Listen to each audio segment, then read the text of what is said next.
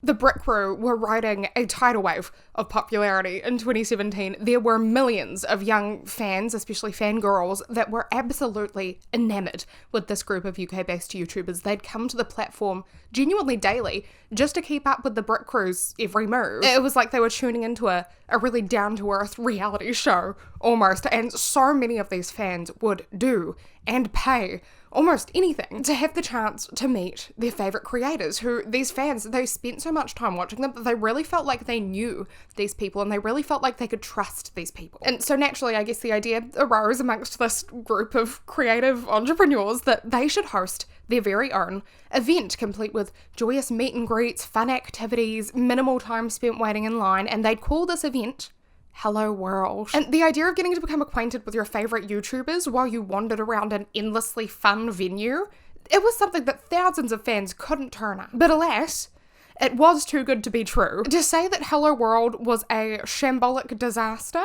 would be putting it lightly, unfortunately. The Rolling Stone later described HelloWorld as the Fire Festival of YouTube, and even though the Brick Crew weren't the only YouTubers involved in the mess, it did leave a pretty big stain on their legacy and their reputation, I guess because they were some of the first creators announced to be attending, and they kind of were headlining the whole thing. So now this is that story. We're going to talk about the rise and the hard downfall as well of HelloWorld. And this is the second installment in my Brit Crew series, which is barely even a series. It's like my Brick Crew phase, if you will. We just spoke about Zoella, all her big moments and her controversies and stuff like that, and I'm not sure where we're gonna go next, but I'm just happy to be here. But before I get into this topic, I just want to say a quick disclaimer, answer a frequently asked question.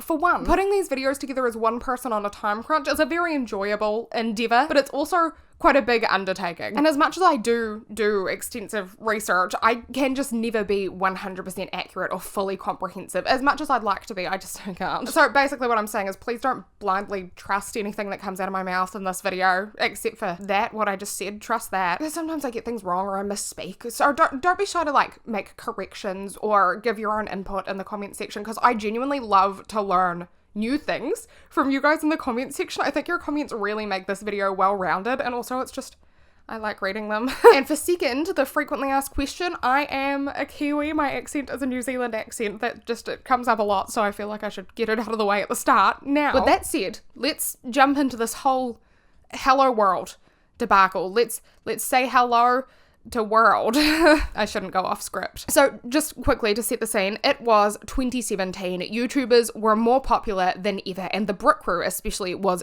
dominating the platform. They had been for the past maybe like 3-4 years, and they had massive success and selling power, and it just opened the doors to like outside ventures for them. So they were acting and writing and starting businesses. But I guess the one thing that they hadn't really done was host their own event. And the thing is, right, that throughout the span of these people's careers, the Brick Crew had attended countless events as creators, like Summer in the City, VidCon, you name it, they were invited pretty much, because they were big news. So they kind of had come to know what people wanted at these events. They knew what the pitfalls and the highlights of these events were. They knew the behind the scenes workings of these things. So when you think about it in that way, the Brick Crew, they were kind of the perfect candidates to sort of like shuffle their way into the realm of event organization. And so when the opportunity did arise for them to participate in the UK's first big immersive live YouTuber event, they took it. And to be fair to them, the concept of this event, it sounded groundbreaking. The vision was revolutionary. It really was huge. The idea was that HelloWorld,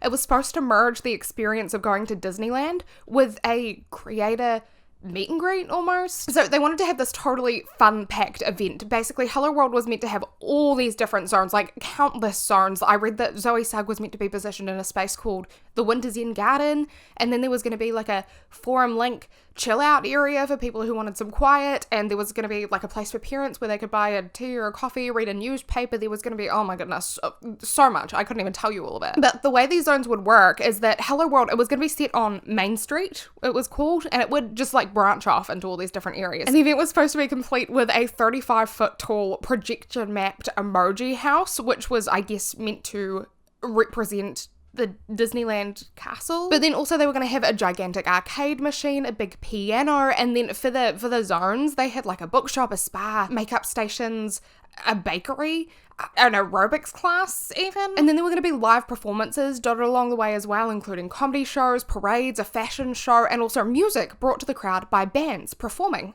on the beach. Which the bands, blast from the past, by the way, they were Over Atlantic, The Shades, I don't know them, a New Hope Club I've heard of, and then also The Vamps, a one-time special appearance from The Vamps. And girl, I was starting to think that The Vamps were like created by scientists to be popular only in 2014, following which they were promptly wiped from the face of the earth because I just never heard from them again. But no, here they were, alive and kicking in 2017. The joy it brings me to hear their name pop up again is unspeakable. And then at HelloWorld, the interactions between fans and creators, they were supposed to be, different in a good way. They were supposed to be up close and personal in a way that nobody had heard of before. So alongside, they'd have your standard Q&A panels and signings, but also attendees could participate in games and sports competitions, bake-offs, and intimate fireside chats with their favourite YouTubers. So it was like an intimate, never before done sort of meet and greet style event almost is what it sounded like. And then alongside that as well, there was a section of the event, it was called the YouTuber Academy, where it was supposed to be like a masterclass, I suppose, that would allow guests the opportunity to learn the tricks of the trade from seasoned vloggers, basically. I think that Casper Lee may have been hosting it at some point. I'm not entirely sure. We'll get into how confusing it was later. But then we're not done. That was just the first part, the roaming part. Now the experience was imagined to carry on well into the evening. So there'd be a live show that started later in the day, I suppose, put on by the YouTubers, and then fans would essentially be part of a supersized house party. And there they could dance alongside creators to the HelloWorld DJ's tracks. They could even appear in a live Musical.ly video, which would be huge. It would be a huge Musical.ly live. And on top of all of that, HelloWorld, it was planned to be so immersive that it even had its very own exclusive weather forecasts. It was supposed to include, not limited to, I'm not sure what else happened, but there was sunrise, sunset, and an expected thunderstorm. And all of these concepts together, they sound absolutely dreamy. You can't even imagine what that would be like without stepping foot there, because there's just so much going on, I think. And it would make for an unforgettable day. That's for sure, but it does sound like an extensive undertaking for the event organisers, which didn't scare them off. No, quite the contrary. They were ready and willing to bring HelloWorld to the world. I guess the fangirls needed this, they thought, okay? But whoever conceived this event, they couldn't bring it to life alone. Of course, the first step to bringing a huge idea like this to fruition would be to recruit a team. So let's chat about the team. I was so unclear about this going into the research, and to be honest with you, I'm still a little unclear. And basically, so my first little clue, my first breadcrumb, it was in a Rolling Stone article. They were interviewing Marcus Butler and Jim Chapman, who are of course part of the Brick Crew. And this article, part of it reads, the Brick Crew formed a company, Crew Live Limited, to launch the event. And I did find that company. The company was incorporated on the 28th of May, 2014, which was just during like the massive surge of the Brick Crew. And it was, a good 3 years before the words Hello World even rolled off anyone's tongue publicly. So it sounded like that was in the works for a long time. But from the way that Jim and Marcus were talking about Hello World in that interview, which we'll speak about way later, but it sounded like they had the idea baby initially, almost, or at least like they were heavily involved in the project. I think that's what it was. I think they were heavily involved in the project. And then I watched the segment about Hello World on the recent Josh Peters Brick Crew documentary, and that insinuated that the whole thing had something to do with the Gleam Futures talent agency that the Brick Crew were all managed by. Maybe just because a lot of the creators from Gleam Futures were involved with Hello World. I'm not sure if Gleam Futures had a hand in anything. I didn't see that. So I went and looked into it myself, obviously, to try to get a grasp on everything. And a company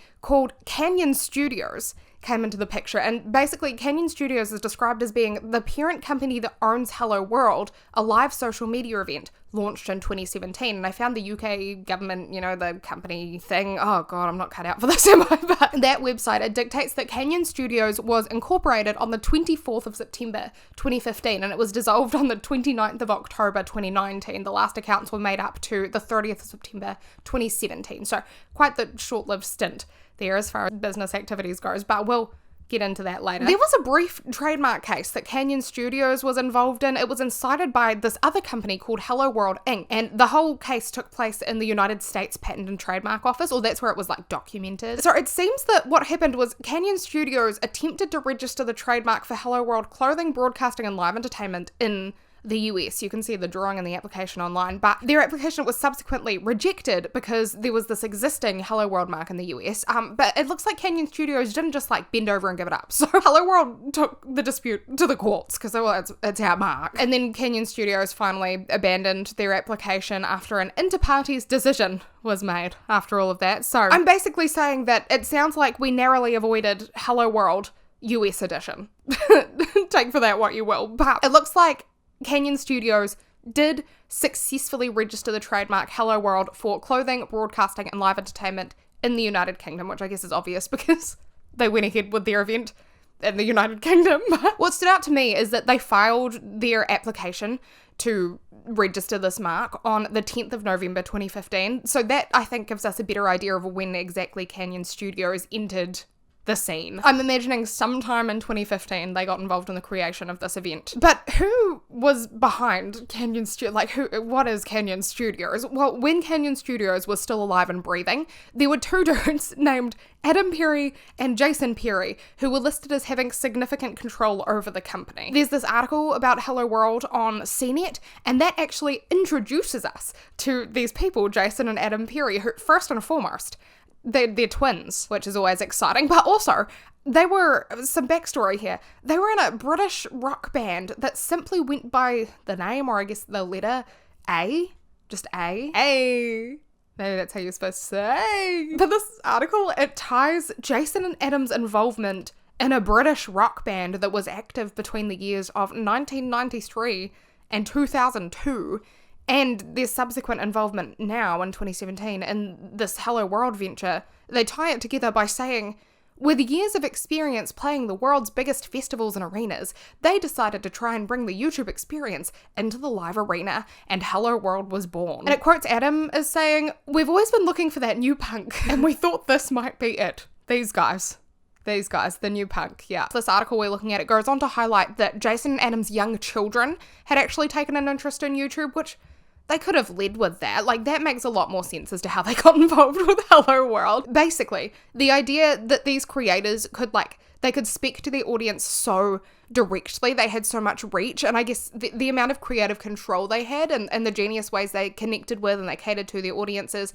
that really excited Jason and Adam from what they said. They liked this new media a lot, and they saw how much the kids of the 2010s were gravitating towards it as well. They saw a lot of potential in that. And so I guess they looked back on their time as youths and they thought, this whole YouTuber obsession is cool and all, but what these kids really need is to leave the house. That's kind of the conclusion they came to, I guess. Specifically, Jason said, "We just want to build a happy, entertaining place where our kids could come and feel safe and enjoy themselves." And so basically, I guess they came to the conclusion that they should plan this live event where fans of creators could meet each other and meet their favorite social media stars as well, which is a really sweet concept. And I guess they really saw that this sense of community that YouTubers like the Brick Crew were fostering back in those days. Like I said, people were coming every single day to watch their YouTube videos, and they were like fan groups online dedicated to the Brick Crew. I guess it really lent itself perfectly to this immersive live kind of meet and greet event that Jason and Adam were envisioning, although I don't know if it was really Jason and Adam's vision. I'm so confused. But either way, it seems like they had their mindset on hosting their own perfectly curated YouTuber live event that would appeal to tens of millions of fans. That's the conclusion I reached. I don't know how we got to this point. I just know that we're at the point. Jason and Adam wanted to bring these fans together in a really special way, and so they got started with the boring stuff, or what I'd consider to be the boring stuff. I guess they were out there like working on securing funds from angel investors, yawn fest kind of stuff. But apparently it wasn't actually too difficult to like rake in the dollars for this event, because even though a lot of people over the age of like 30, I swear they were wholly confused about what a YouTuber even did back in the 2010s. But YouTubers, they were just so advertiser friendly that even clueless people were practically falling over themselves to give them money, because the YouTubers could sell things like nobody else. And it sounds like, funnily enough, it was actually more difficult for Jason and Adam to deal with the YouTubers, like the talent themselves, than it was to, sorry, I have hell fever. I have hay fever, but it feels like hell fever. So Jason, in this article, he laid out how turbulent the whole process had been for them. He said, there's a reason no one's ever done what we're doing. It's almost impossible. We've lost 3 sponsors this morning and gained another 4. We've had talent saying that they're not going to do it because they're scared. And we've had talent saying that they want to do more because they like the idea of it. We've had talent saying that they don't want to work with other talent, which you never get at festivals. You have to go on stage and follow Marilyn Manson, whether you like Marilyn Manson or not. Ugh, the divas. But luckily, Jason and Adam weren't undertaking all of this alone, because that sounds a little intimidating. So I think Adam was listed, I've seen these titles only once, but it's the only clue I have, was Adam may have been the CEO of the company, and Jason was considered to be a creative director on the project. I genuinely don't know what their roles were, what they all encompassed, but that's close enough. And then also on board the HelloWorld team was Paul Caslin, who was actually a creative director by trade. It was what he did. And Paul, he had awards and even a Grammy nomination for his first ever project. He had those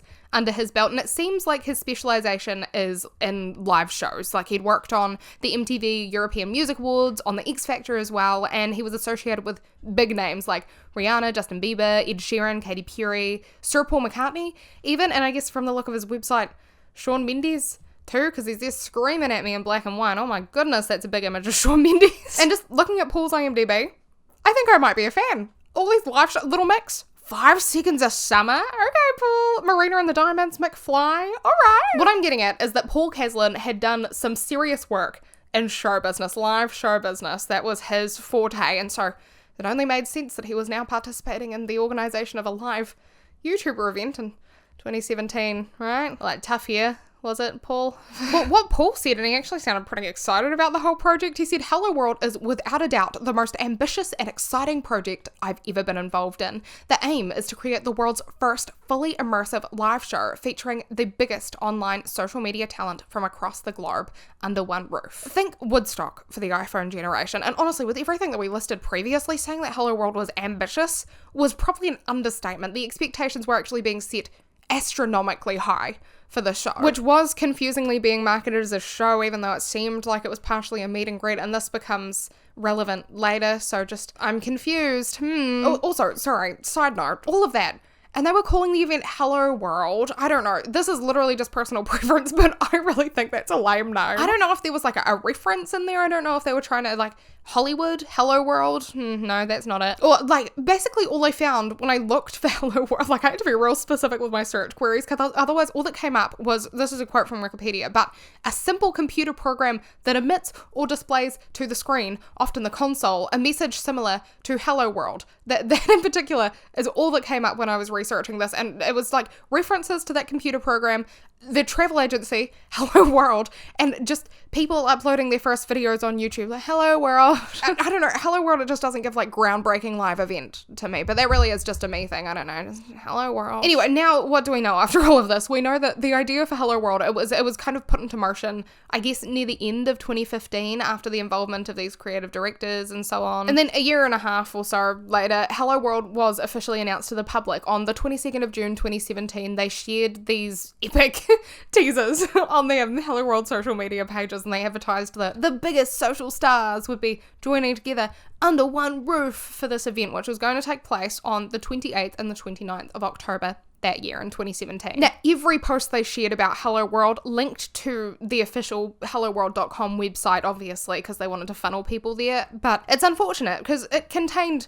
further details, I guess, but I just couldn't access it from that specific time point on the Wayback Machine. For some reason, it just, like, glitched out. So they were there, it just didn't let me open them. But all I know is that at this point, you could sign up on that website to receive, I guess, email marketing about new revelations. But thankfully, that wasn't the only way to get updates. They did continue to flood in on social media as well. There was a concept map of the main street released, which had fans absolutely buzzing because it looked really cool. Hello World theme song was shared, and the slogan, "This isn't their world, this is your world, this is Hello World," started making the rounds. And then things were all go from here, basically. An initial line of creators was announced. It included most of the Brick Crew, but not all. Tanya Burr and Naomi Smart were not going to be there, but Zoella, Alfie Days, Joe Sugg, Louise Pentland, Casper Lee, and obviously Marcus Butler and Jim Chapman. They were all showing up, and also Rosie and Rose were going to be there. Sorry, I do apologize, but I don't know a lot of these UK YouTubers. I wasn't really a YouTuber girl. I went on there and I watched like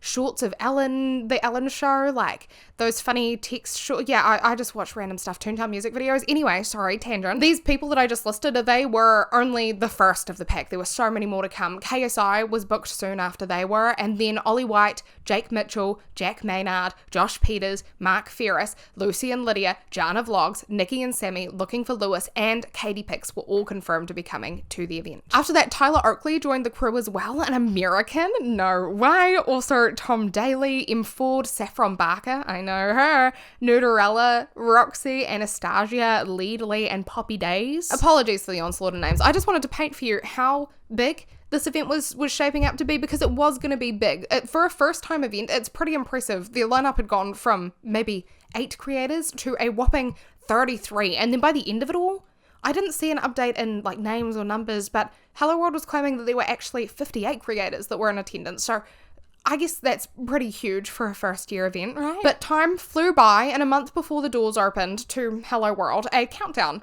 began, during which there were just more and more tidbits about the whole thing getting released, about, you know, what fans should expect, stuff like that. So they said there would be food options there, ranging from pizza to burritos, like burgers and fries and stuff. They said that a newspaper produced by the HelloWorld Times would circulate. It would contain columns, recipes, tips, tricks, and advice from the social media stars that were attending. And they also shared that exclusive HelloWorld merch would be available for purchase within the venue. It was said that Louise Pentland was meant to do a dance number before she ended up being heavily pregnant at the time of the show. This is what she had to say about that separately. Performers. Is KSI going I'm to going to be be singing and He is performing. gonna be there. Tyler Oakley there? Yeah. Ollie White is going to be there. Did you know what my main stage thing was going to be before Giving birth baby? on stage. No, I'd hope not. I was Oh. going I know what to it do was. a dance routine with wires and dance in the air, but then now I'm pregnant. and No, I you can't. were. I was. She Wait, was held nice. off. Yeah, Like, she well, was. She really maybe they was. can see that next year. But that's a good example of the sort of cool stuff that is going to be happening. Then Jim Chapman was announced to be a main host who would be roving around as a reporter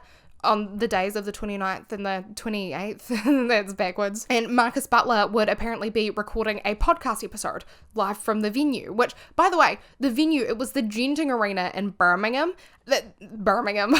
Sorry, my brain went to say Birmingham and I was like, I caught it. That's where all this was going down though. The venue, it could accommodate up to 15,685 people, and it boasted a huge amount of floor space and impressive number of grandstand seats. So all in all, it sounded like, I don't know, everything was running like a well-oiled machine. HelloWorld had secured the attendance of some well-known creators. They were going to draw people in. There were a remarkable amount of activities that had been planned and announced that people were excited for, and all in all, fans seemed to be eating it up, the whole thing. Because tickets for the event, they were quite expensive, admittedly, but they did start to disappear as soon as they came on sale in June regardless, which does make sense because the event sounded next level, to be honest. I think they sold, I heard 10,000 fans attended. I'm assuming that's 10,000 all up, so 5,000 one day, 5,000 the next. And the prices, let me break down the ticketing tiers for you. The prices started at £31.98, and that ticket would give buyers access to the seats for the 4 p.m. live show, and that was it. The tier specified that you will not have access to walk around Main Street. So you'd basically miss everything except the live show. If that was your jam, that's fine. Then the next ticketing tier, it was £56.27. This is all including the booking fee, by the way, which is probably why the numbers are weird, but this was the standing tier, I suppose the roaming tier, so it'll allow the purchaser access to roam the Main Street from 1 p.m. onward. And the description shared that this ticket will gain you access to the immersive live experience of Main Street and the stage show. But finally, the most sought after tier, of course, was the VIP tier, which cost £112.77, and that tier allowed attendees access to the venue at 12 p.m, an hour before the other ticket holders, for VIP activities. And you'll have to bear with me because this blurb is written a bit funny, like the bullet points don't sound right, but it reads, our exclusive VIP package lets you be amongst the first people to enter HelloWorld and be greeted by the stars of the show, who will give you a guided tour of Main Street and all its secrets. And then they start with the weird bullet points. It says, this ticket includes a full day standing ticket, see above, plus the below additional benefits, which is a bullet point in itself, may I point out. But then it goes, entry to HelloWorld 1 hour before it officially opens, exclusive onstage greeting from the stars of the show. You will then be randomly split into groups and one of our main stars will lead a guided tour. You can pose for selfies and autographs with your group leader.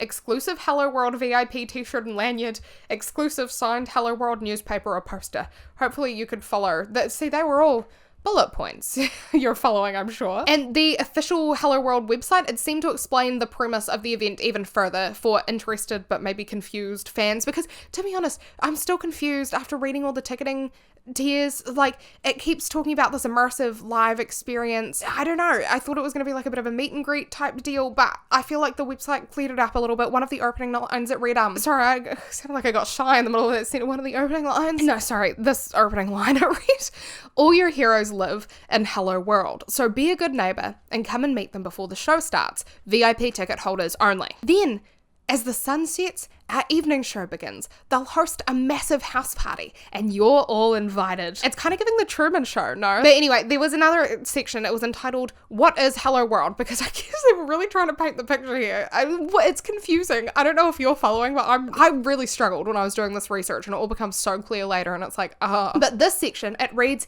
Enter HelloWorld and take a stroll down Main Street. Listen to live music, learn a fresh new dance routine, watch an epic comedy show, and meet your neighbours. Just make sure you get to the giant emoji house as the sun sets, night falls, and our world enters its second act. With the emoji house pulsating, which is a disgusting word for some reason, the world's biggest social media stars will be ready to share a mind-blowing live experience where the unreal is made real. In this, it continues, HelloWorld is an epic 4-hour immersive live show like nothing on earth. 2 identical performances on the 28th and 29th October at the Birmingham Genting Centre. Bring the world's biggest social talent and you together under one roof for an unforgettable shared experience. And finally, there was this YouTube video hosted by Jim Chapman and made by the Brick Crew themselves that served to solidify the idea behind the event. It also revealed that Alfie doesn't know the name of all his friends, but I'll play you some of it. HelloWorld is going to be epic. Nothing like this has ever been done before, as far as we're aware. This is going to be like its own world, obviously HelloWorld. Oh my god, cat, please. At HelloWorld, there are kind of 2 parts. There's a daytime experience and a nighttime show. For the daytime experience, picture this. You've got a big street, like an indoor street, but it's kind of outdoory vibes. So you've got an indoor street called Main Street. Along Main Street, you may bump into a YouTuber or 2. What is HelloWorld not? So, it's not about queuing up hours and hours to meet YouTubers and having nothing else to do and being bored out of your brain. who can you expect to be there? To be honest, it's probably easier to tell you who won't be there, but top of my head, here's a list of people who are confirmed so far. There are still loads more to come, and I'm going to miss people out of this list. There's me, Zoe, Marcus, Joe, Casper, Louise, bloody hell, the pressure, Jim, of not forgetting anybody. Casper? I've already said Casper. Zoe? Zoe, I've said Zoe. I think that was everyone, I don't know. Marcus? I think I said Marcus. And I think you said Joe. I said Joe. Said Jim? Yeah, I said Jim. Louise? No, don't care about that, Jackie. Yeah, I said Louise. Yeah, anyway. You know, you'll see KSI down there, Zoella over there, even Joseph Suggs going to be there. I mean, the list goes on. It's going to be insane. Go check out the website below. Get your tickets now before they're sold out. So, there's going to be live performances, live talks, there's going to be demos, there's going to be opportunities for signings and for meet and greets. There's going to be Baking stages. I want to have like a Zoe zone or like a Zoe's like chill out tent. Just trust me, you need to be there. You need to get a ticket before they all go. And I'm excited to see you all there. So I guess that VIP and standing ticket holders would have like 3 hours max to do everything that HelloWorld offered before the sunset, and then the 4-hour live show would begin, which included a house after party. I'm not entirely clear on how everything ties together, but that's just what makes sense in my head from what I've seen. Although I don't really get it, but I'm no event organizer, so I'm sure they had it all under control. I bet they were really super prepared when the first day of the event finally rolled around. I bet everyone knew what they were getting into. Yeah, totally. So set up for HelloWorld. It actually commenced on the 26th of October. It continued into the morning of the 28th when they were sort of, I guess they were tying up loose ends and stuff like that. But Paul Caslin, who was one of the creative directors that we spoke about, he said, I think my personal highlight was about 30 minutes before we opened on the first day. We'd worked tirelessly for 2 days building Main Street with a huge production team, and seeing it come to life after 2 years of planning felt like a great achievement. So 2 years of planning, yeah, that checks out with like late 2015. And meanwhile, while the event was getting set up, the creators, they were getting themselves prepared. So they were traveling to Birmingham for the big day if they had to travel, which I think most of them did. They were getting themselves hyped and ready for the fanfare to begin. They were probably just hanging out together, like shooting the shit, You excited to perform? Yeah, bro. Maybe they were rehearsing. I suppose they probably did some rehearsals. And then the online world collided with the real world, as the HelloWorld marketing team put it, on the 28th of October 2017, when the Ginting Arena opened the doors to Main Street for fans who were absolutely beaming with anticipation. This was such a big day for them. And the event, it did look pretty cool in the behind the scenes videos and the photos that were being released. Everything that was being released, say for example on MTV, by the event organizers and by the attending creators, that all looked fine. Main Street looked like a street. It was decorated with phone booths and pretty cool looking clouds. The giant arcade machine was in action from the looks of things. There was live music, creators were there hanging out with fans. They were in different areas with lots of activities to do, like bakery stations. They were on Q&A stages, and upon arrival, attendees were handed a newspaper as advertised, but it also had like a map on it that could guide them or help guide them from area to area, so they were able to get around. And then I watched a couple creative vlogs from the day. Saffron Barker's vlog, it shows her being led around by a team to her stations, the first of which was a makeup station, and another was a bakery area where she was competing in a Not My Arms cake decorating challenge. There were a metric ton of fans that were gathered around to see what was happening, and I didn't realise from the marketing, I've got to say, maybe I was just confused, but you'll see later, the fans didn't really get to participate in the activities. I wasn't completely clued in on that. I guess the idea was they got to watch the YouTubers do the activities, but I suppose it was like the idea was to bring YouTube into the real world. So that was communicated well with those stations, I guess. It was admittedly very chaotic, which I didn't think about, but I guess because everyone was just screaming and there was no editing, it was kind of hard to follow. But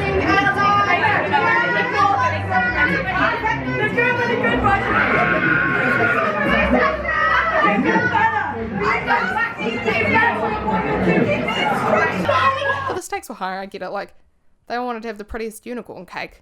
I would be screaming too. And you can see that Saffron, she got out and about, she mingled with fans, and she was pretty busy, it seemed, doing challenges and stuff like that for the majority of the day, just as fans would have expected her to be, of course. The shows did seem to be a little hard to watch unless you managed to like worm your way into the front row, and trying to meet Saffron looked like it could be a little difficult when she was literally getting like swept away by the crowd when she tried to stop, but the effort was there for sure. She was making an attempt to meet fans, and like even when Saffron was vlogging, she was still meeting and greeting, which was cool to see. There was a real effort, and when the evening show was on, it ran like a well-oiled machine. Everyone backstage seemed happy to be there, and then they all closed it off with some serious energy or jumping around. It is funny to see so many stars up on stage with like phones in their hands, but it's all on business, so it's fine. And that was one creator's sort of like vlog recap of the event. Tom Daly vlogged the day as well, and he featured the Ollie White Very Slimy Game Show quite heavily in his vlog. It seemed to be quite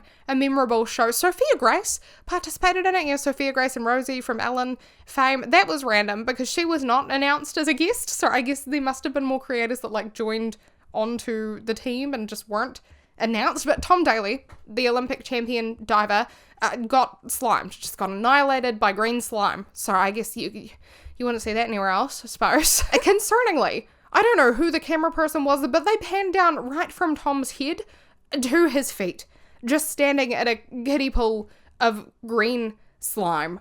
And I say that's concerning because I think someone's probably into that. So I hope like Dan Schneider wasn't watching. That would be uncomfortable. But in Tom Daly's vlog again, you can see at the end of the show this massive sea of fans jumping around and enjoying themselves alongside their favourite creators. So from the outside looking in, things actually seem pretty great at HelloWorld. You'd watch a creative vlog or a behind the scenes clip and you'd think, maybe I should go next year to this thing, you know? But then actually seeing and hearing about how the day went for standing and VIP ticket holders, a lot of them weren't impressed. Let's say that. So listen, before I get into this, I do want to say that I just always feel so bad when I see an event fall on its face, because most of the time you know that there was a team of people behind the event that really cared about it. And so it sucks because even when you have the best of intentions, things can get away from you. And I do think that the organisers of HelloWorld were well-intentioned, because it's not like anybody was lied to. I don't think that people were ripped off. Like, I genuinely just don't think that they didn't sell what the fans were expecting. We'll get into it. The event, it was well designed. It was nicely set up. It's just that in general, planning and running an event isn't easy work. There is so much to consider, and there's so much that could go wrong. Like, you might forget to hire portaloos for an outside event, or your headlining talent could drop out the day before the start day.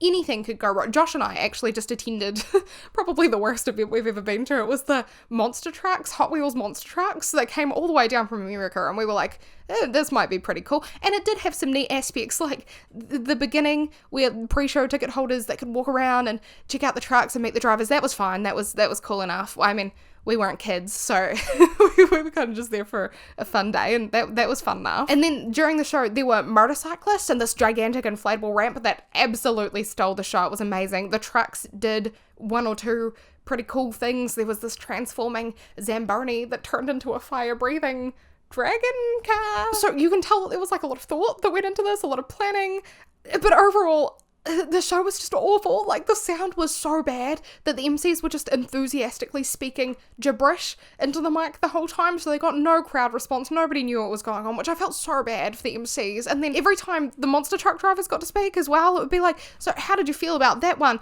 And then it would just be like American gibberish. Like, it didn't...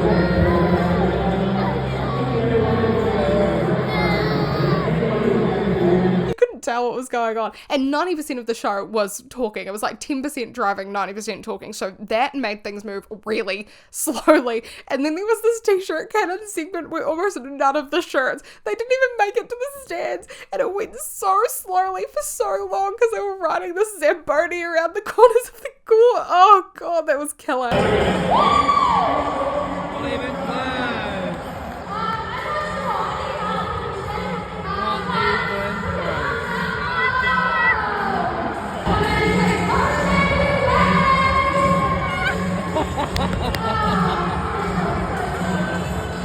That's too far, brother.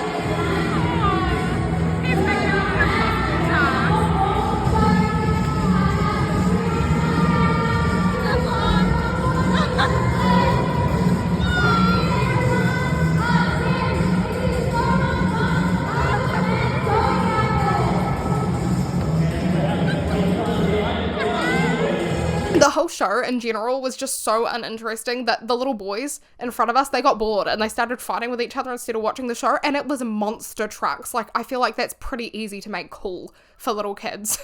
And I'm saying because it's a funny story. Like, I had a great time because it was so bad, ironically. But I also wanted to highlight the fact that a whole entire team of professionals managed to pull together a really impressive operation, because the show was a really impressive operation, and they took it miles and miles overseas.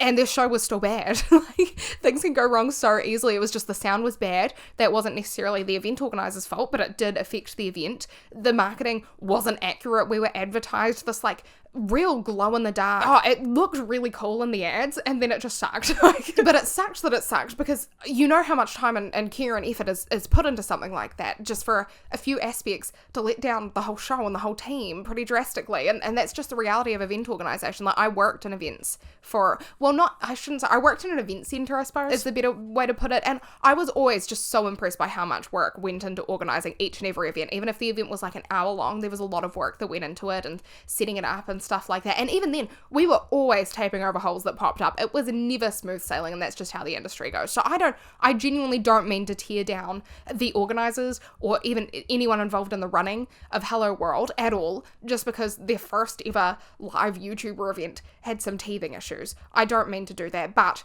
people paid a lot of money for this, and there were some pretty major teething issues, so we'll get into those. For one, and this kind of encapsulates almost everything, but Fina Reviews on YouTube, she spoke about how she intended to vlog her day at HelloWorld, but she didn't actually end up getting an awful lot of footage when she attended on the 28th, which was the first day, the Saturday, because nothing much happened, she said, until the live show at 4 p.m. And I was thinking that 3 hours probably wouldn't be long enough to squeeze everything in for a huge crowd of attendees. Like, you'd have to really pick and choose where you went, and even then, like, you'd miss everything. There was so much to do and no time. And it sounds like things happened exactly as you'd expect if you think about it. The whole venue it was just beyond crowded from the looks of things. I can't even breathe looking at the crowd. And there wasn't really enough going on, but there also was. It somehow felt very chaotic as well. It's a very strange dichotomy. Like, there was so much to see and so little time, and it kind of left no time for idle chit-chat or for a quick bite to eat or to, like, attend anything.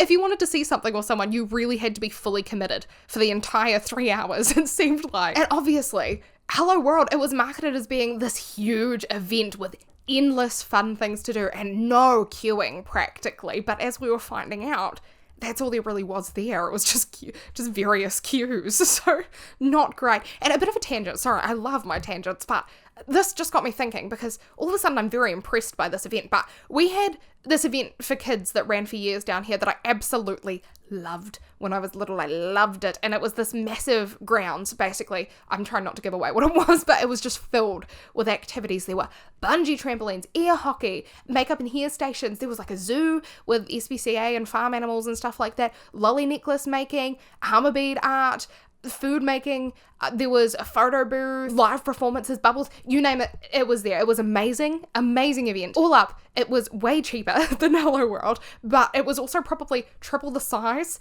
There were hundreds of volunteers, probably hundreds of activities, less attendees per day, and there was still a queue to do most things. Not a long queue normally, but there was a queue. So to promise essentially no lines and no waiting at HelloWorld, that was definitely over ambitious. I think it set the expectations way too high for ticket holders because there was no way that was going to happen. But even with that considered, even with that oversight of like there were going to be queues, it does sound like the queues were ridiculous. Fenner Reviews actually compared HelloWorld to going to a theme park, which they did say they wanted to combine a meet and greet type deal with Disneyland, so I don't think that's what they meant though, but she was like, it was like waiting in huge lines for each activity everywhere you went, but then instead of having a full day to attend, which you normally do when you go to amusement parks or theme parks, because you do have to wait for ages to do what you want to do, they had 3 hours max, and that's if they didn't want to arrive early to the live show to secure a good view as well, because it wasn't like it was general admission,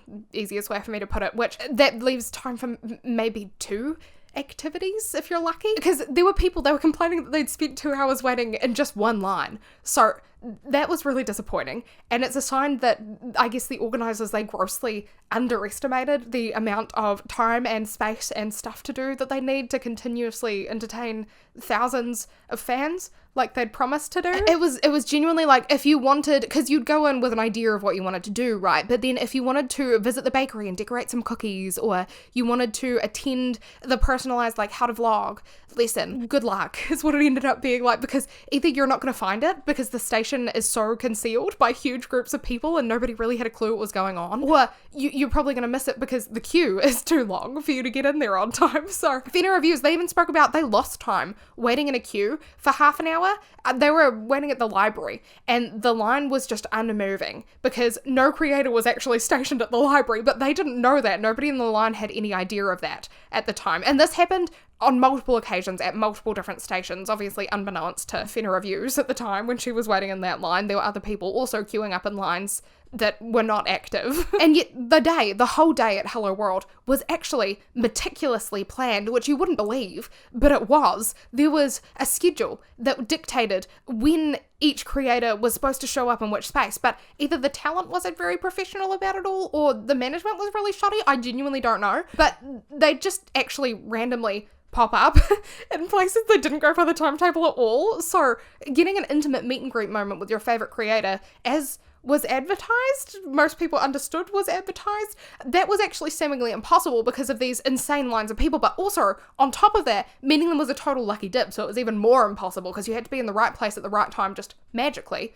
or you'd lose out and you'd probably get trampled in the process of trying to make it to where the creator was as well, because of course as soon as word spread that creator A was in section B, which I guess word spreading would just be you know, like a cacophony of fangirls squealing, everyone would head in that direction. And so even if you did make it there and you stuck it out and you waited in line for say an hour hoping to meet whatever celebrity was there, once the creator or the management, or genuinely I don't know who was controlling this whole, I don't know who was steering this ship, but once they decided to pack it up, it was over. You were out of luck. You just waited for nothing for a third of your time on Main Street and paid for the pleasure of it. You know, like, that's really unfortunate. So it turned out that HelloWorld, it was heavy on the interactive event side and a little lighter on the meet and greet event side, which people were definitely confused about. Like, fans had bought tickets expecting to see their favourite creators and basically spend the day alongside them. They were expecting to be with a creator basically the whole time they were there. But as people quickly realised, you actually had to win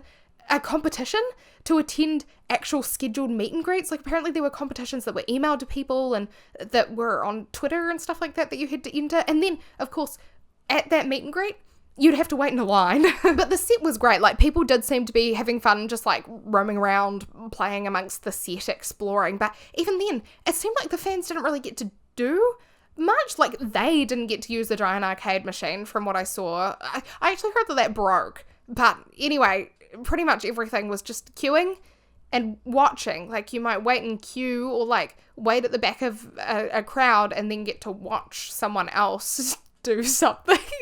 So the whole show, it wasn't like, this is our world, this is your world. That slogan, it didn't really prove to be accurate, because HelloWorld definitely wasn't a fan's dream world. It wasn't a kid's dream world even. Like, spending a whole day waiting in line is even an adult's worst nightmare, I think. But even if you did see, because people were expecting to be around, because they were like, you might run into your favorite creator on Main Street, make sure you say hi. But if you did see a creator wandering around, apparently they were likely to be sandwiched between security guards and they'd just be like waving at queuing fans, which is a weird way to walk around your neighborhood.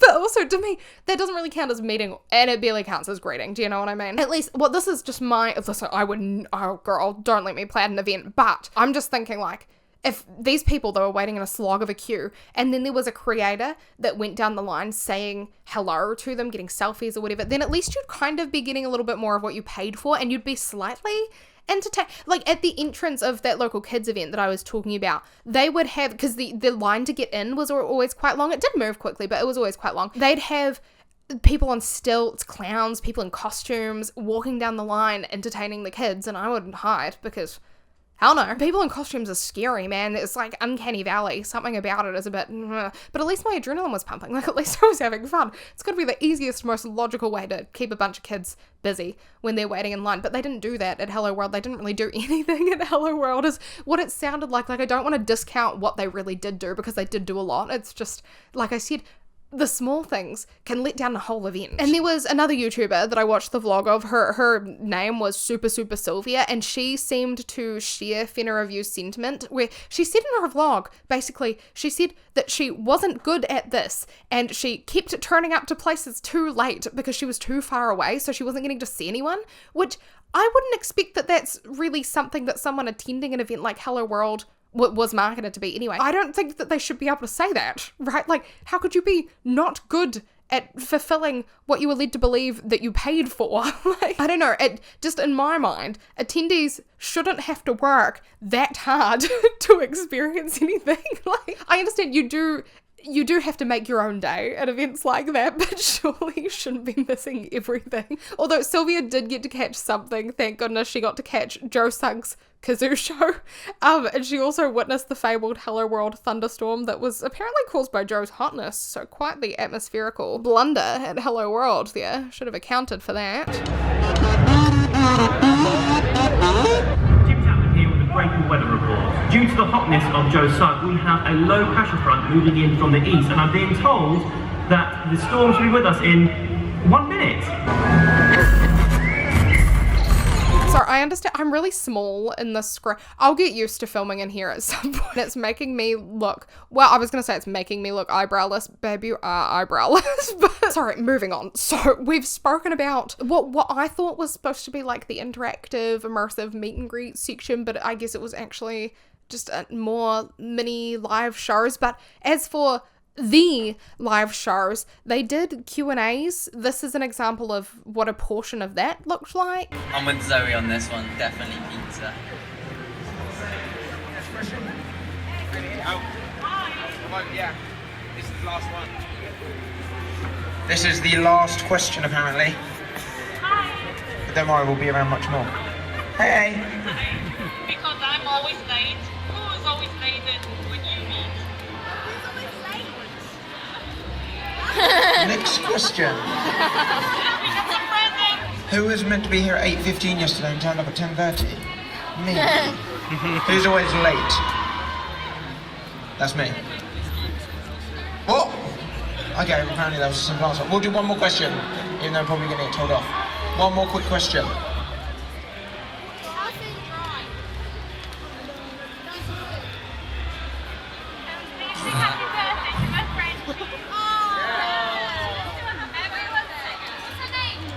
What's her name? Georgia. Are you ready, guys? We're going to sing happy birthday to Georgia. 13 today. Ah, happy birthday. Ready? 2, 3. Happy birthday to you. And then there was, of course, the live show, which we got a peek into in quite a few vlogs online, actually. But I'll play some clips from Fenna Review's video because she kind of condensed them all quite nicely. Alfie, question for you. Oh my gosh. Would you like to talk everyone through your first kiss with Zoe?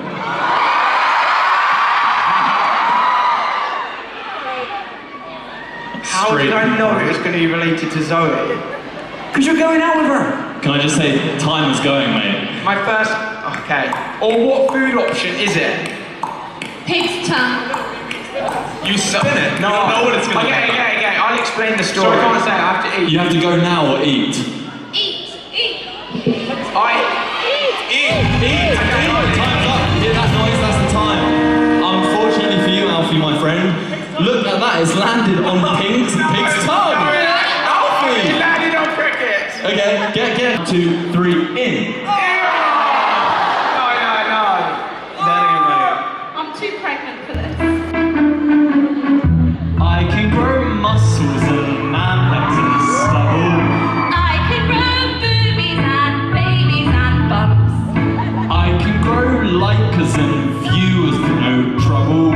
You film with Zoe when you need a jump. No, I don't. Yes, you do. No, I don't. That's not true. Yes, you do. Yes, you do. Yes, you do. At least Dan and Phil like me more than you. Yeah, that's true.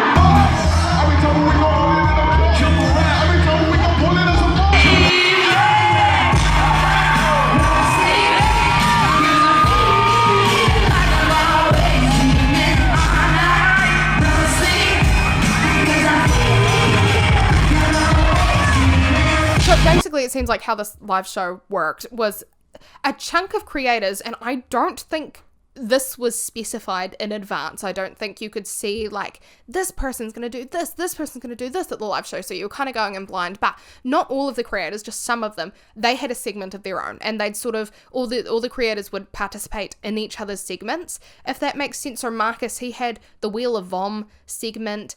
Ollie White had obviously the slimy game show. Tyler Oakley introduced a band. Joe had a Sug Life hidden camera prank show that was definitely not it wasn't pre-recorded, I promise. Louise had a comedy musical skit with Marcus. KSI did a musical performance. So if you're a fan of those creators back then, you'd probably have a good enough time watching that show, but there wasn't anything to tell you what you were going to be watching before you turned up there. I will say, the worst part of the whole show, I love closing sequences to shows, but this one was painful, like watching them all dance up on stage during the closing number, just oblivious to how many people were going to leave seething that day about having to pay like £100 to have a terrible time. Not that it's the creators' fault, like, they did their best, I'm sure, to put on a good show, and I think most of them wanted their fans to have a good day. And to be fair, listen, I do think fans said that the show a lot of the time was the best part for them. I'm guessing that's where a lot of Paul Caslin's energy was directed, so it would make sense that it was pretty good because he was definitely a professional in show business, but also I guess Jason and Adam Perry were probably also used to putting on a show because they were in that rock band. But in the end, the show is very talent heavy. That's the entire premise of it. The outcome of the show did lay on the creators' shoulders because they were the ones performing it. So good for them, right? Especially good for Louise because she was heavily pregnant. So she was like singing and jumping around and stuff with pretty much a bowling ball weighing her down, and she was still giving it her all. I don't know how she managed that. Although there was a comment on Facebook and they shared that during the live show they said some pregnant YouTube woman talked about death. So I do wonder what happened in her segment exactly. She also told the crowd apparently there were 3 parents that spoke to one news outlet that complained about this, but Louise came out and her introductory joke was that she'd just moved into a new house and she thanked the audience for funding that purchase for her, and that caused some parents to blow smoke out of their ears because they'd just paid hundreds of pounds for a pretty, what they considered to be disappointing day. So to now hear this rich lady apparently talking about her nice new mansion, like, I don't think it's sat well with them. But I don't think it's like an egregious joke or anything outside of that context, because I mean, I think it's a funny way to address the fact that on YouTube the views that fans give their creators pay them.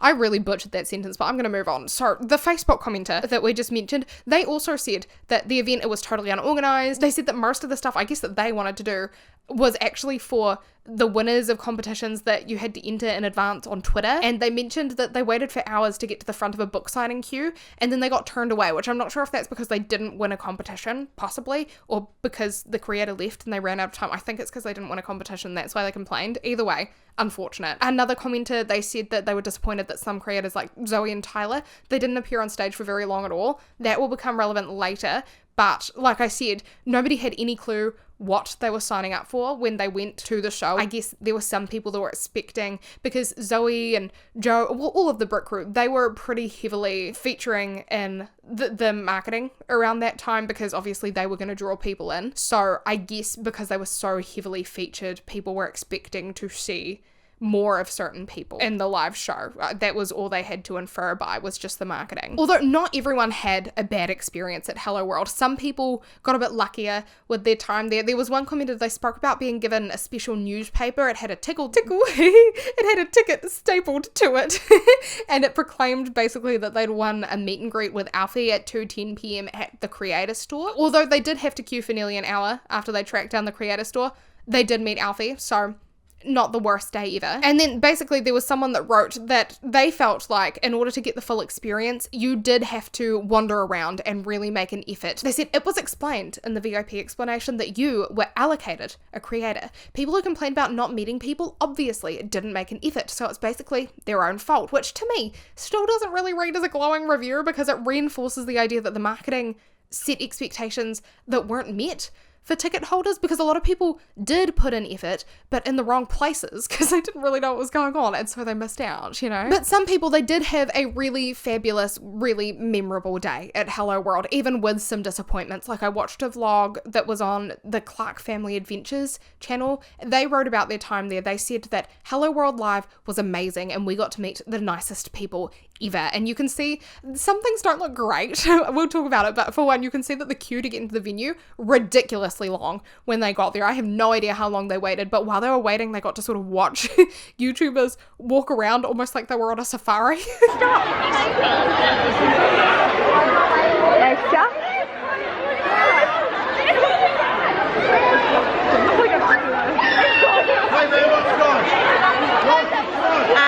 again. It was just funny. It was funny. I don't know why it made me laugh, but it was funny. And then once they got in, it was all go. They were like, where do we go? What do we do? So they found this live kazoo show. They were watching from, I guess, the front row, it almost looks like. It was performed by Saffron Barker and KSI. Louise came on stage and she told the crowd that there were cookies. I'll play some clips for you. Joe Sugg came on and yapped like you. I'll show you what I'm talking about. Hey.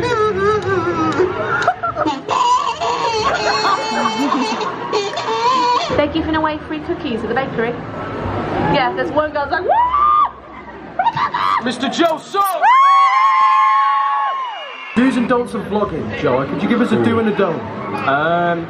A do is to, I think it's important to collaborate. Do like the 3 C's, so like collaborate, creative, and the other one is consistency. It's important to keep uploading. And then once they stepped away from there, they spoke to the vlog and they said that it was kind of hard to know where to go or where to stand or how to get into anything because there was just so much happening at random. But it seems like they did still have a lovely day together, just mother and daughter, which is really sweet. Notably, that some creators walked past them that seemed to really excite them. Jim!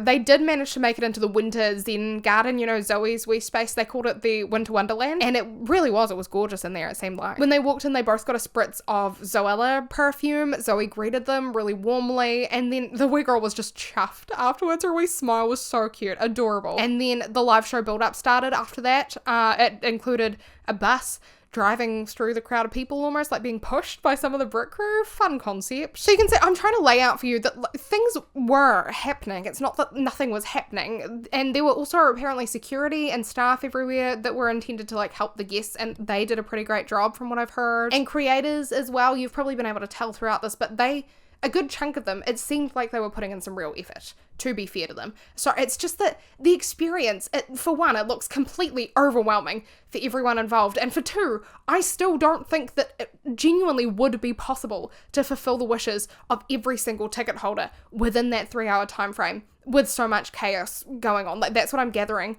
from these vlogs, even the happy vlogs. So like the mum, she said that everyone that they met in the winter zen garden, she said they were lovely, but she admitted that they struck gold meeting them because there was no guarantee that anyone would be anywhere, which is not what you'd expect really from, again, the way HelloWorld was marketed. You'll notice that I keep coming back to this. I will say, Connie Melita, she shared a vlog of her experience at HelloWorld. The description read, "I loved it so much. It was a dream come true." And I can see why Connie said that, because she had the closest experience to what you'd expect to have as a ticket holder, I think. You can see that her and her friend Amelia, they made it into the venue really smoothly. It looked like they were kind of leading the pack. They must have got there before it got super crowded. And then they excitedly explored some of the venue. They got a personal little wave from Louise. Joe Sugg waved in their direction, and they were also given a special Alfie Days meet and greet newspaper. I guess they were just going around. A couple people got those, but I'll throw in a compilation of all the stars that Connie and Amelia said hi to, because there were a lot of them.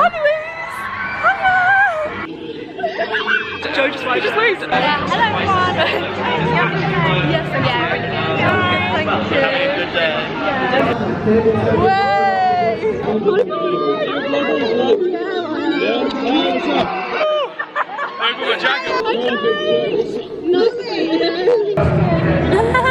Hello. Hi Zoe. Let's go. Yeah. Very good, thank you. Oh, you're vlogging now? Yeah. Give the video a thumbs up. Subscribe. How are you? Yeah, you're a vlogger. Hello, vlog. Hi, how are you? I'm good, thank you. I want to take a screenshot afterwards. So clearly, from seeing Connie's vlog, HelloWorld, it was an impressive event. It did have potential. The potential was there. It just wasn't entirely met. Right, but it was there. Like, there was a chance that you could get lucky, you could win an external competition, you could get to the front of a crowd, and then you might have a pretty exciting time. But realistically, only so many people can get lucky or can be in the front row, and so on and so forth. Apparently as well, some lessons were learned on Saturday that sort of translated into the Sunday event running a little better. So the event day that you went to, even that was a bit of a lucky dip. There was a real split, basically, of people who enjoyed their time at HelloWorld and people who felt like they got to do absolutely nothing at HelloWorld, because it really just depended on what you were doing, where you were, when you were there. But the people who felt like they got to do nothing, oh, they were vocal about it. They were not shy.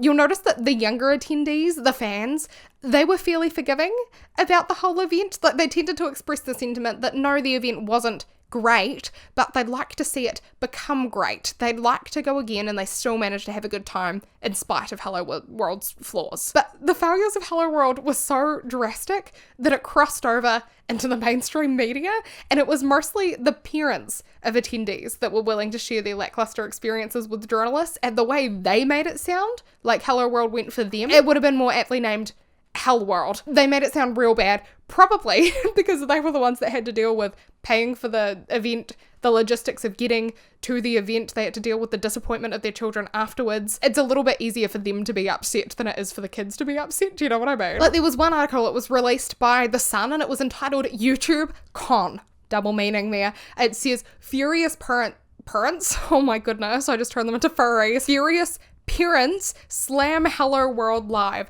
as a ripoff after spending more than £200 just to queue for hours. And it documented how there was a mum named Catherine. She spent £224 on 4 standing tickets and she left feeling massively ripped off. Catherine said, "It was utter rubbish. My children couldn't see anything and the content was incredibly poor. I was led to believe that the show was 4 hours long. It lasted just under 2 hours. Young teens see these YouTubers as role models, and yet yesterday they seemed to want nothing to do with their fans. The only kids that came away happy were those that got to meet their favourite stars." And the article went on to say that some ticket holders felt conned because they noted that promises about like carnival rides and activities and meet and greets weren't delivered on by the event organisers. And I do wonder if some attendees might have thought that some things didn't happen because they just missed it because it was so chaotic, but I imagine there were probably things that were genuinely missing from the event, like carnival rides. I never heard anything about a carnival ride. And just the winding queues and the lack of big attractions that they thought were going to be there, it definitely did grind some people's gears. There was a tweet featured in the article. It was written by Kelly Jones, and she said, "So this is a queue. Sham. Exploiting young children and parents. Unorganised. Offering children a chance to meet their idol." And Kelly continued on to say, she said, "I was in a queue for the only meet and greet they offered, and I didn't get one. Understand I paid over £100. And then in another article I was reading, I think this is the same lady, she must have gotten tracked down by them and interviewed, and she shared with them, there were a lot of queues, and people stood in them because they didn't know what to do. She said that specifically she and her child, they waited in line at, you know, the Winter Zen Garden that Zoe, it was meant to be like Zoe's space. Then they were let in, and they realised that Zoe wasn't even there. So unfortunately, because it's always the nearest staff member that ends up taking the brunt of it, she turned to them and she said, "I stood up to this guy who worked there and said, 'You're sending us in after 2 hours to look at fake trees.'" Which I totally understand being frustrated, but I can assure you that if you're frustrated and you think something's going poorly, the staff probably feel the exact same way most of the time, but they've just got to do as they're told. Like, what is he going to do? Leave the station? Or worse, they've got to guess what to do because nobody's told them anything, because events are so messy sometimes. So I feel really bad for the staff that had to stand on the floor and actively disappoint people as their job, because that's the last thing you want to do when you're working an event. You want to see people happy. But then there was another mum, and she shared that the experience was so bad that she actually contacted training standards over it all. In Emma's daughter's words, it was the worst day ever, and she said that she'd wasted her birthday gift on a day of pushing, shoving, and rudeness. So it sounds like her daughter did not have a great time. And Emma went on to say, "I would like to add that she," I guess her daughter, "won tickets to see Tyler Oakley, with the ticket stating that there would be an opportunity for a photo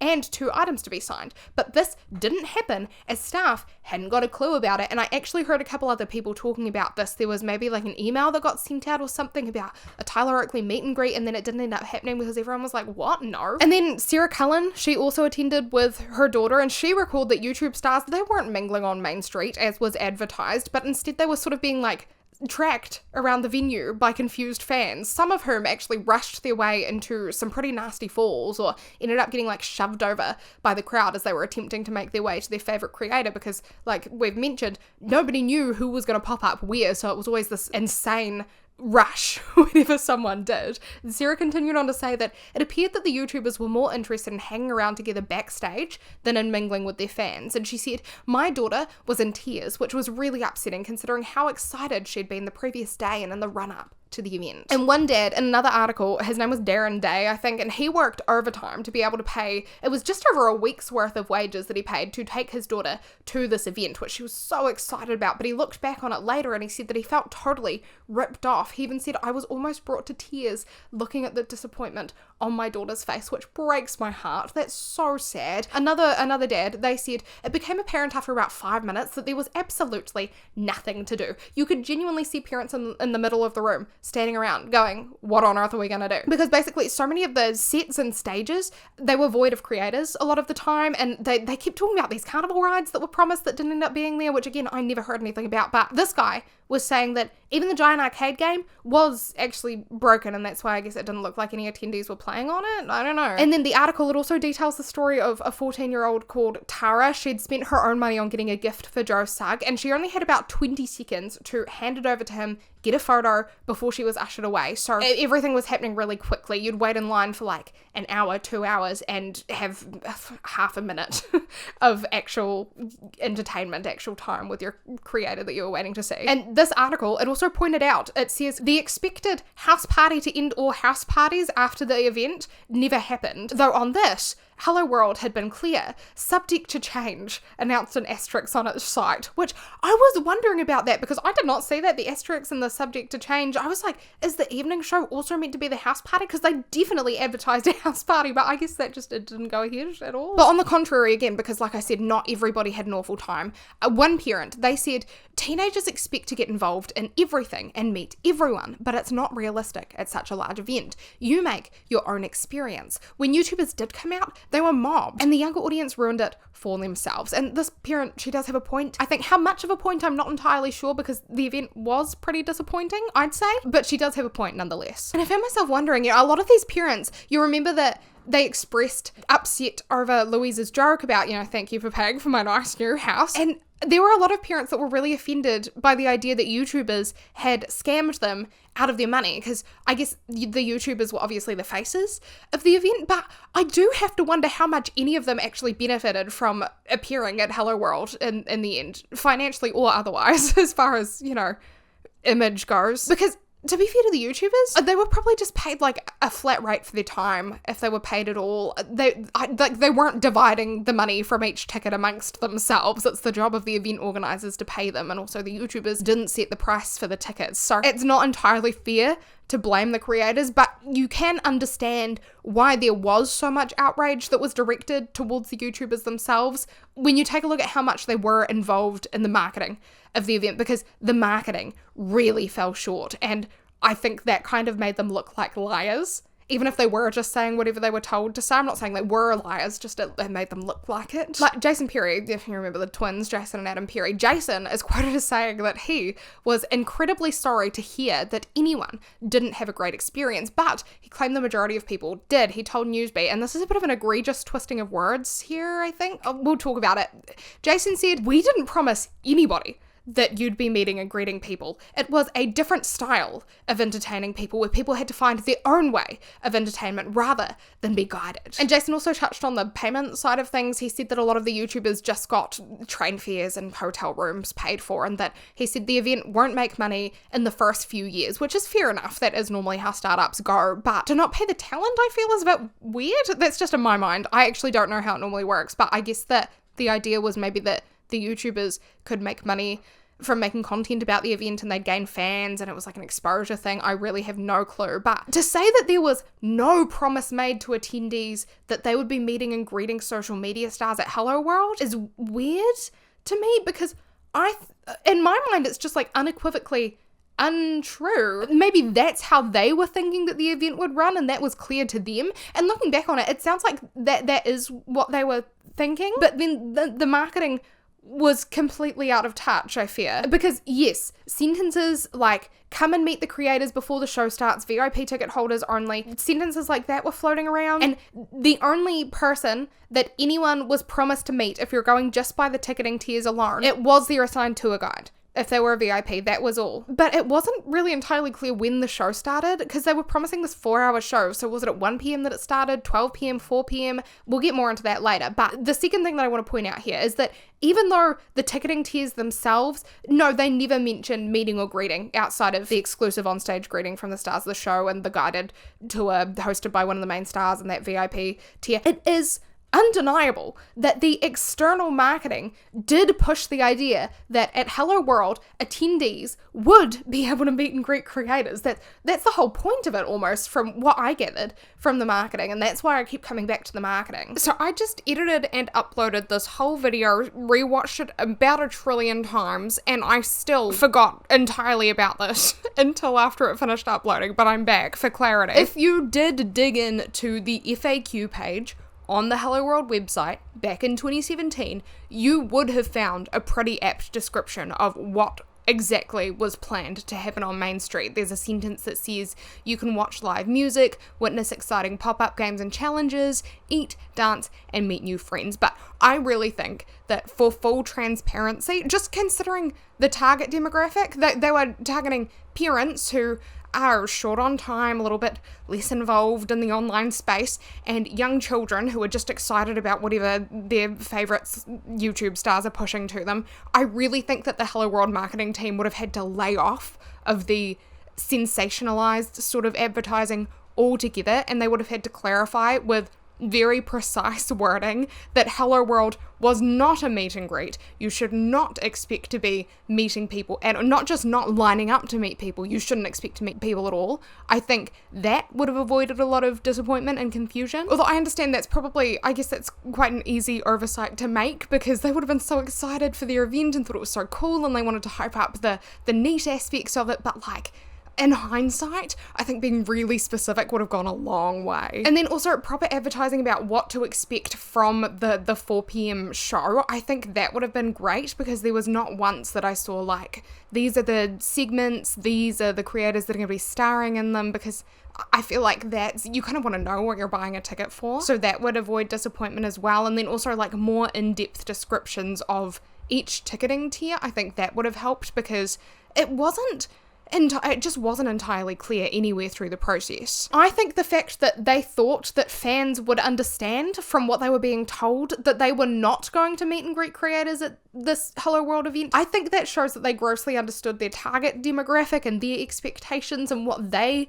were used to seeing. Like, the dots that they connected were not the same dots that the event organizers were connecting, and maybe they did understand that and they knew they weren't meeting expectations necessarily, and so they just tried to market it in a way that made it sound like they were, and they were kind of like, well, we'll make it up when they're there and the event's really cool and they won't mind. Because a sentence on the HelloWorld website itself, it read, "We wanted to avoid a standard meet and greet scenario where you guys queue for ages. You can play games with us. You can do activities with us. We might even get to collaborate." Which to me, my reading comprehension, that means this is a meet and greet, but a fun interactive one, because they said we wanted to avoid a standard meet and greet scenario, which implies we're still doing a meet and greet scenario, but you're going to be able to play games with us and stuff instead. At the very least, I'd say, and this is just my understanding, I might be biased, but to me, that communicates that every attendee could expect to spend the day with the stars that they'd bought tickets to see. That is what I feel people were led to expect. So HelloWorld, inadvertently or not, if other people were thinking like me, they had made guarantees that they didn't make good on. Not to mention, very confusing, because there were literal meet and greets happening. Like, we saw, for example, with Zoe in the Winter Wonderland area, Alfie had a scheduled meet and greet that people were given those newspapers for, but Alfie himself, he tweeted later, he said, "I've seen a few people saying that they didn't get to meet a certain YouTuber, but it's never been a meet and greet event. It's an immersive show." Which is so confusing, because there's also, this is literally a quote from Alfie in his HelloWorld vlog. I'll play it for you. Greatest store meet and greet.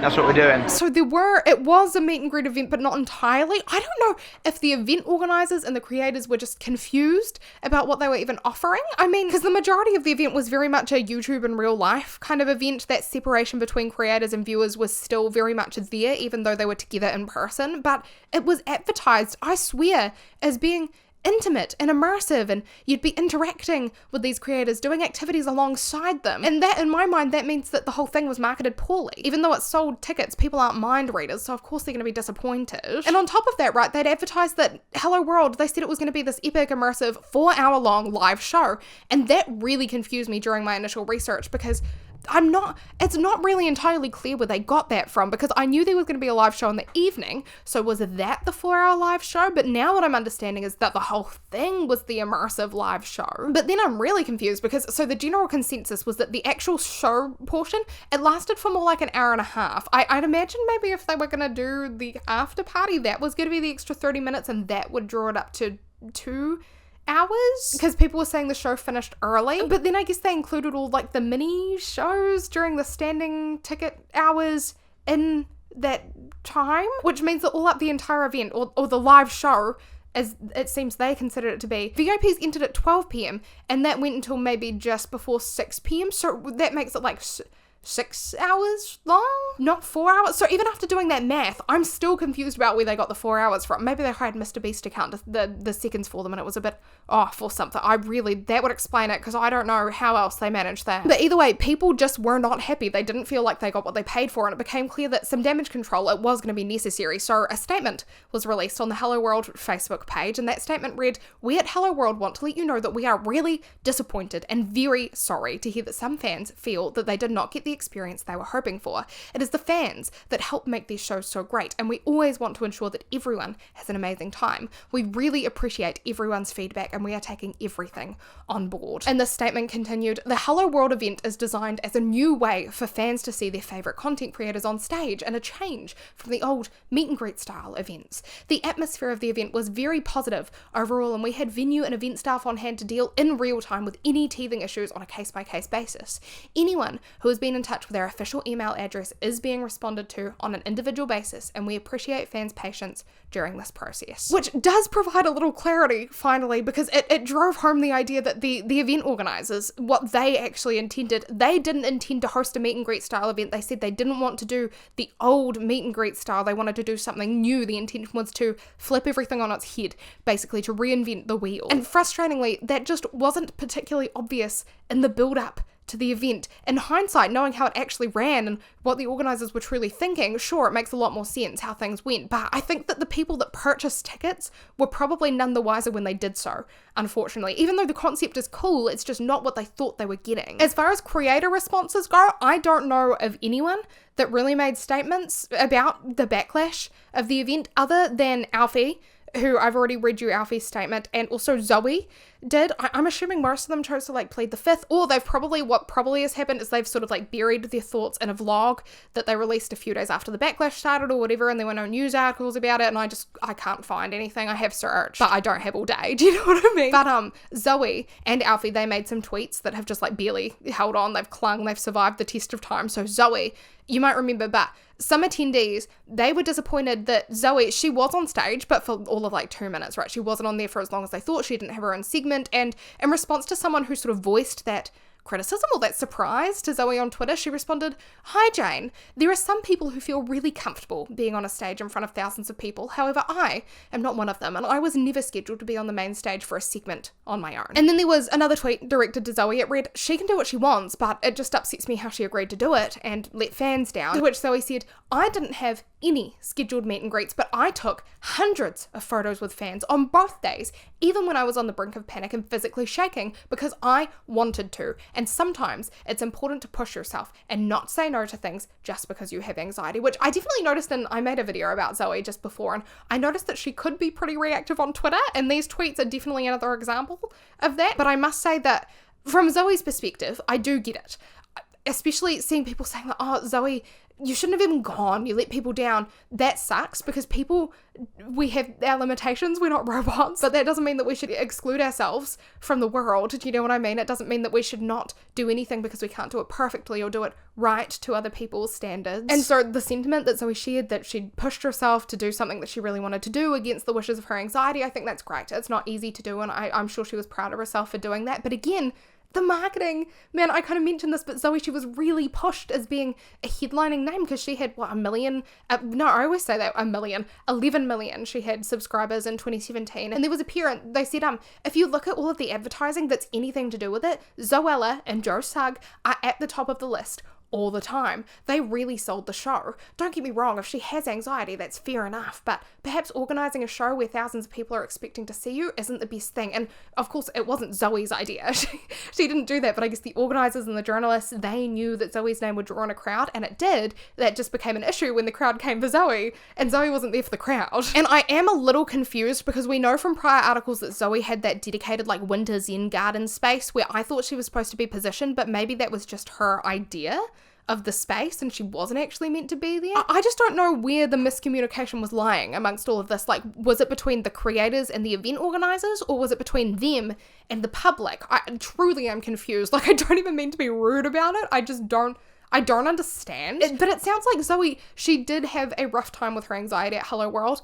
unfortunately. Like, she included some clips from the event in a vlog. It was called Halloween Swap and Live Baking, and then afterwards she did a wee sit-down chat during which she spoke about what she did that day. But then she went on to say that the weekend, it was actually really challenging for her, but she still closed off the experience feeling proud of herself regardless, because specifically what she said was she had this awful panic attack in a dressing room on Sunday morning, and yet she went back out and she braved the event for the rest of the day anyway, regardless of how she was feeling, because she wanted to be out there and she didn't want that to stop her. And so she wanted to remind her viewers that even when things feel hard, you're still capable of doing the things that you want to do. She said basically, you'll never improve if you never at least try to push through. I think if any of you are watching this with anxiety, I just want to add this little bit into the end of this vlog, purely because when you feel like you have been knocked down by the feelings of anxiety, I just want to share with you the experience I had to almost reassure you that although it feels like you can never, ever, ever bounce back, you can. As for HelloWorld lost media, because it seems like Jana Vlogs apparently posted an open letter to HelloWorld on her Twitter, which, as I sort of gave away, I think it's been erased from public viewing. I couldn't find it, but Jana was unhappy with the way that she was treated at the event, is what I inferred. All that survives, though, all that I could find, is a spokesperson's response to Jana, which they shared while they were talking to 1080, so I'll read you that. The statement said, "We were surprised and concerned by Jana's post on Twitter. We were in touch with her and her representatives throughout the weekend, and no issues or concerns were raised at any point. Jana was briefed on the day and had staff accompany her through the event. We have since been in contact with Jana to reassure her that she was being treated just as other talent were. We had 58 creators and a large number of event staff attending who were split across 3 hotels and multiple backstage rooms. Like all talent, Jana had access to a dressing room and a green room. Jana was an integral part of our event and we remain delighted that she attended." So I'm not sure what happened there, but I never heard about that again. Joe also spoke about HelloWorld in, I think, 2018 when he was on the True Geordie podcast, but that episode has since been wiped from the internet, which is annoying because it literally was in the title was Joe Sugg HelloWorld, and I was like, oh, I want to see this, so I looked everywhere for a clip or a transcript, and the only one I could find wasn't accessible to me, which is really annoying. So if anyone has any actual memory of Joe talking about HelloWorld in this podcast, I'd love to hear about it. I would love to hear what he said, because all I could find was a clip of Joe talking about the Zoella Advent Calendar drama, which I was like, oh, it's so close. It just killed me. I was like, I bet he talks about HelloWorld right after, but it cut off. But in the end, I guess what we've learned is that the HelloWorld organizers, they shot for the stars, and then they unceremoniously crash landed back on Earth in front of a bunch of unfortunate people that paid them a lot of money to see them crash. And potentially, I guess this could serve as a lesson for us all that sometimes slow and steady is the best. Like, some things just need time and nurturing to grow and to develop, and I guess big dreams should sometimes be shelved in favour of slightly smaller ones for the time being, if that makes sense. Like, you've got to let yourself build up to the big stuff. But on the other side of the coin, sorry, me jumping in after I finished editing, uploading this again, because I was like, well, I didn't really talk about this thoroughly, did I? HelloWorld really didn't seem like an awful or an irredeemable event. I just think that the lack of clear intent that it seemed like they had, and the poor real-time organisation, like during the event, it sort of let the whole thing down, and it also left some attendees obviously feeling really disappointed, which is a shame, because honestly, I think it had the potential to succeed, and I would have loved to see it succeed. But I do want to say, you know, what have we learnt from this? Well, on the other side of the coin, I think that the outrage towards HelloWorld, that partially serves as a lesson to us, the consumer, right? To always read the small print and the FAQs and so on before you purchase a ticket to anything, because otherwise you might not realise that you've been sucked in by sensationalised marketing tactics that don't really represent the event until you turn up to the event. Do you know what I mean? The frustrating reality is just that if you don't do your own due diligence and take that personal responsibility to look into what you're buying, then it's not technically the event organizer's fault. You have to look out for yourself. I know it doesn't feel fair, and obviously there is an onus on these people to clearly advertise their event, but you can't trust that they're going to do that, right? So that's what we can learn as the public, because there were some things that parents especially were complaining about that weren't necessarily, like, if they looked, they would have known to expect that. Do you know what I mean? There were some perfectly valid complaints as well. Like, I'm not saying that was the whole issue, but just something to keep in mind. But HelloWorld, the fact was that they aimed too high in their first year and they fell short. So what would the solution be for them then? Like, were they just going to shut up shop and give up? Were they going to try again on a smaller scale? Well, Jason Perry, he intended on giving HelloWorld a second chance. That was abundantly clear from the get-go, from the jump. Right after the event, he was sharing statements, and he said that he hoped that the next year, 2018, he hoped that disappointed attendees would return, because he said, we'll spoil them and look after them and really make it up to them. So what did happen next? Before I tell you, I'm going to apologize because my camera is about to die, but the script is literally, I'm almost done. I don't want to just, like, wait. I'm just going to finish it. You guys have shared some amazing suggestions, like, you know, getting a second battery, which has been on my list for a long time, or even getting like a dummy battery for the camera, because obviously it keeps dying because I yap for too long. But at the moment, I have all of $4 in my bank account. We've been a bit broke for a little while, so I promise it is on my list. It's just like when I can afford it, because obviously I have things that I need to pay for, like bills and food and stuff. Being an adult is so fun. But anyway, in 2018, Jason and Adam, they spoke to 1080 about future plans for HelloWorld. I think this was 6 months after, so October, it would have been, what's the 4th month? April? Is that right? Yeah, April 2018, and Adam said that HelloWorld 2018 was panning out to be an unmissable event with surprising moments created by unique collaborations between our audience's favourite online creators. He said, for a few days only, HelloWorld will put young people in control as creators. What? As creators bring to life the real world experiences they want, how they want them. The article read that basically the concept of the event was going to stay the same, but Adam noted that Main Street will be coming back, but there'll be a new twist on things. He said, we believe that we have the seed of something that will change the event space forever. And Adam followed that up by reassuring potential ticket buyers that despite the teething problems that HelloWorld 2017 faced, he said that the team behind the event was talented and that they were actually able to rectify the issues almost immediately. And so they really had no impact on the experience of attendees. He said a very small percentage of our audience didn't have the experience they hoped for and were vocal in expressing that, but a large majority of the 10,000 people that attended HelloWorld 2017 had a great time. And he continued, we have analysed social media sentiment during HelloWorld 2017, and the most common sentiment was joy. We are still receiving messages on our social platforms saying HelloWorld was the best day of my life, almost 6 months later. And to be fair, I bet a bunch of people did have a great time at HelloWorld, and you know, hearing that the event curators had listened to fan feedback and they planned to make HelloWorld an even greater spectacle in 2018, that was probably really exciting for those fans to hear. I'm sure they were jumping, really excited to attend again.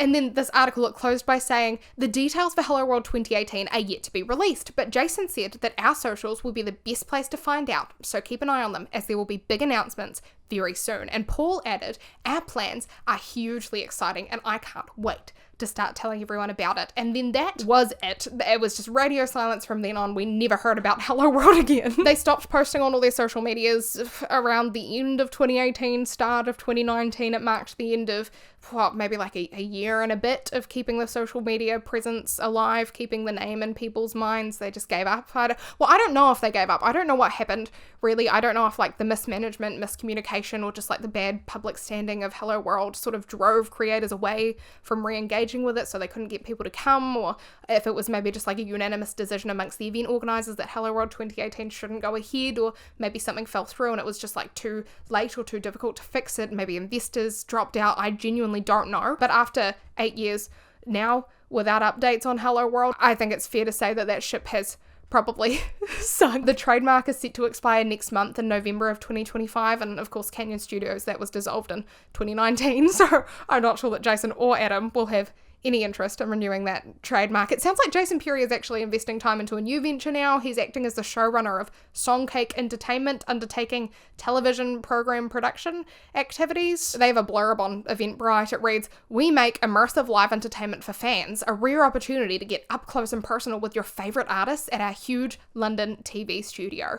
No one makes big music TV shows anymore, so we did, and you can be a part of it. Your ticket money helps to pay towards the production costs so that we can make the shows that you love. Only a very limited number of tickets are available, so good luck, and we hope to welcome you to one of our shows very soon. Which I must say, that all sounds like it's much more up Jason's alley. Like, it kind of combines that immersive atmosphere that he seems to love a lot with something more old school, like just something that he would have first-hand experience with and enjoy engaging with, like something that he understands a bit more. I don't know if I'm making sense, but I'm just, good luck to him. Do you know what I mean? As for Adam Perry, no idea what he's up to. I guess he's sworn off working with his brother for now, but I don't know. The creators, they seem to regard HelloWorld as sort of like a failed experiment of sorts.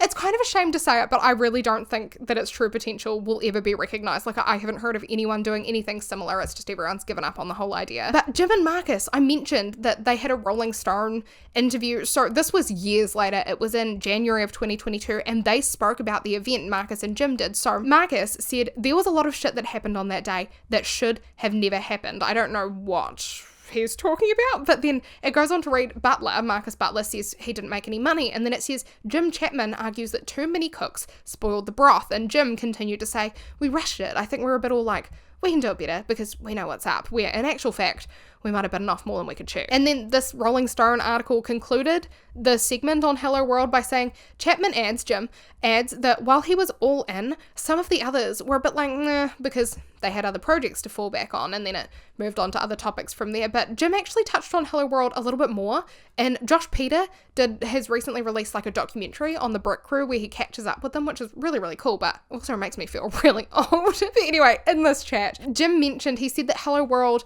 it was poorly organised, pretty easy to admit. He also said there were fundamental issues, and he said that, quote, some of us were lazy, which is a bit of shade, but I don't know to who. He seems to really have not enjoyed, I don't know if it was the team behind the scenes or the team of creators, but there was just something up that Jim wasn't happy with. He's being very like civil. He's not really throwing anyone under the bus, but say for example he spoke about technical problems, and then he also said there were times that he was made to he had to jump on stage and ad-lib up there to the crowd of fans because he was buying time for other people, where meanwhile on the other hand there were what seemed like entirely disinterested creators that sort of didn't want to show their face at all unless it was during their allotted time because they counterintuitively didn't want to be swarmed by fans. And meanwhile, Jim spent the whole time being frustrated by the idea that these fans, they'd paid to see these creators and they were refusing to show their face. And the thing with the event industry, like I said, I'm familiar-ish with the event industry. Like I worked in it for a couple of years, but I wasn't I wasn't really involved in the process of planning events, but I worked them. And the thing is, when you're working events, you have to be willing to bust your ass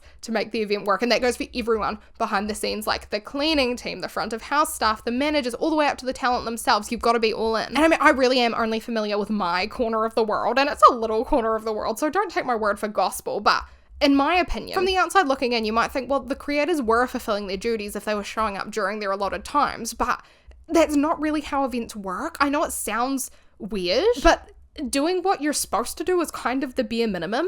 During events, you go above and beyond. That's kind of the whole, what the expectation of the public is, the team is, management is. Basically, your only interest during event hours should be ensuring that attendees have the best time ever, and you're not doing that if you're doing just the bare minimum. Especially because oftentimes there really just isn't enough time or resources for everyone to receive comprehensive instructions or to be like chased around and told to do this, that, and the other thing. For example, there's 58 creators. You're expecting them to almost have a little bit of a drive to be successful, a little bit of like, what's the word? Where you go out and do something on your own accord. I can't think of the word right now, but they're not always going to have someone from the management team or whatever knocking on their green room door and being like, can you get out there and go like do something? You kind of just find things to do. And it sounds like the creators at HelloWorld didn't really necessarily do that because they didn't want to. So Jim, I feel he does have every right to be irritated by the fact that he had to pick up the slack, and meanwhile other people were having nice wee yarns out the back. Do you know what I mean? So that's all we know at the moment. It's all very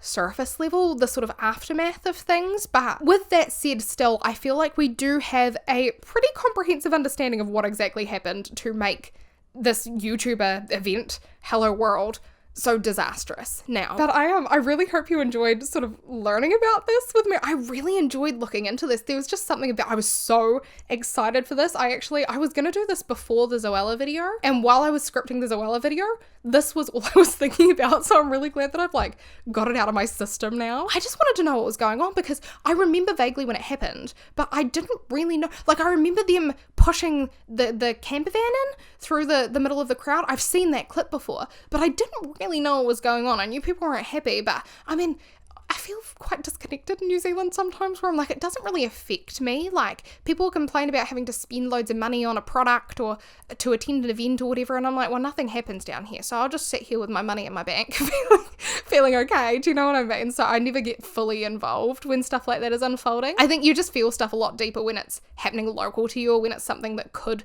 theoretically affect you, right? So in the UK, this was probably pretty big news, whereas in New Zealand, it was like, meh. Like Jim said, he was all in on HelloWorld, but the other creators like, meh, because they had other projects. Meh, we've got other projects down here. Yeah, I'm glad that we've learned more about this. I had a lot of fun. And if you know anything that I don't, please let me know, because I really am curious about the things that I couldn't understand. I still feel like I'm not completely satisfied. But anyway, I really do appreciate your time here. Thank you so much for watching. It just like warms my heart to know that you show up to spend some time with me and learn about things with me. It just blows my mind. I don't know what you're doing. But yeah, I hope you have a fantastic day. I hope life is treating you well. And if it's not, hang in there, because it will change. Take care of yourself. Take care of people around you. And I will see you next time, probably. Okay. All right. Bye. Bye.